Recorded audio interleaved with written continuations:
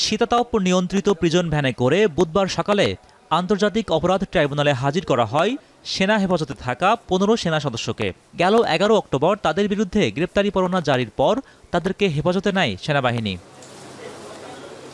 কড়া নিরাপত্তায় ভোরবেলায় আদালত শুরুর আগেই আসামিদের প্রিজন ভ্যানটি হাইকোর্টে পৌঁছালেও সকাল ৮:০০টায় তাদের হাজির করা হয় ট্রাইব্যুনাল ১-এ। এ সময় প্রসিকিউশন ১৩ জনের বিরুদ্ধে ২টি গুমের মামলা এবং ২ জনের বিরুদ্ধে জুলাই আন্দোলনে রামপুরায় হত্যা মামলায় আসামি হিসেবে তুলে ধরেন। শুনানির পর প্রসিকিউশন জানায়, আসামিদের গ্রেপ্তার দেখিয়ে কারাগারে পাঠানোর নির্দেশ দিয়েছে আদালত।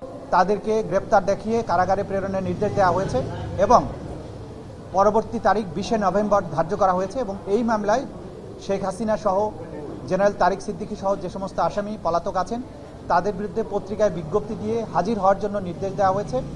আগামী ১ সপ্তাহের মধ্যে এই পত্রিকায় বিজ্ঞপ্তি দিয়ে তাদের হাজির হওয়ার জন্য বলা হয়েছে। তাদেরকে কাস্টডিতে প্রেরণের নির্দেশ দেওয়া হয়েছে। কাস্টডিতে প্রেরণ মানে হচ্ছে কারা কর্তৃপক্ষের অধীনে তারা চলে যাবেন।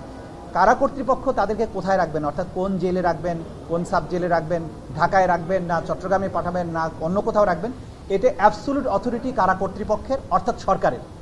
আদালতের কাজ হচ্ছে তাদেরকে কাস্টডিতে পাঠিয়ে দেওয়া।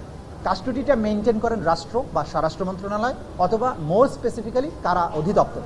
সুতরাং কারা কর্তৃপক্ষ তাদেরকে কোন কারাগারে রাখবেন সেটা তারাই নির্ধারণ করবে। আগামী ৫ ও ২০ নভেম্বর এই ৩ মামলার পরবর্তী তারিখ ধার্য করা হয়েছে।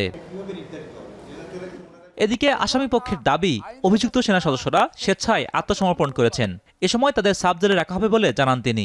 তারা আইনের প্রতি শ্রদ্ধাশীল হয়ে আজকে এই আদালতে তারা আত্মসমর্পণ করেছে। তারা সবাই আশা করে তারা এই আদালতের মাধ্যমে ন্যায় বিচার পাবে।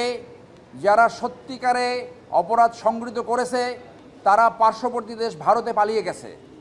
এই অফিসার অত্যন্ত বলিয়ান এবং তারা নির্দোষ এবং তারা কোর্টের মাধ্যমে ভবিষ্যতে নির্দোষ প্রমাণিত হবে বলে আমরা আশা করি।